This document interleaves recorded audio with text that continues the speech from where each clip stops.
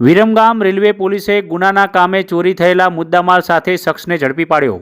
એન.કે. ડામોર, અધિક પોલીસ મહાનિર્દેશક, રેલવેઝ ગુજરાત રાજ્ય અમદાવાદ તથા પશ્ચિમ રેલવે અમદાવાદના યશપાલ જગાણિયા તેમજ અમદાવાદ સીપી મુધવાનાઓ વિભાગીય પોલીસ અમદાવાદ રેલવેના મિલકત વિરુદ્ધના વણ શોધાયેલા ગુનાને શોધી કાઢવા માટે આપેલી સૂચના મુજબ વિરમગામ રેલવે પોલીસના પીઆઈ વી.આઈ. દેસાઈ નાઓને મળેલા માર્ગદર્શન હેઠળ વિરમગામ રેલવે પોલીસના માણસો દ્વારા વિરમગામ આરપીએફના અધિકારીઓના સંકલન હેઠળ વિરમગામ રેલવે પોલીસ સ્ટેશન ખાતે ચોરીના મુદ્દામાલ એક સોનાનું પેન્ડલ ચેઇન તથા કિંમત રૂપિયા 2 લાખ તેમજ લેડીઝ પર્સ કિંમત રૂપિયા 60,000 એમ કુલ મળીને 2,60,000ના મુદ્દામાલ સાથે જગદીશભાઈ પ્રહલાદભાઈ દેવી પૂજક ઉંમર વર્ષ 22 રહે શંકરમુખીની ચાલી સામાસુરિયા ફાટક વિરમગામ નાઓને પોલીસે ઝડપી પાડવામાં આવ્યો હતો.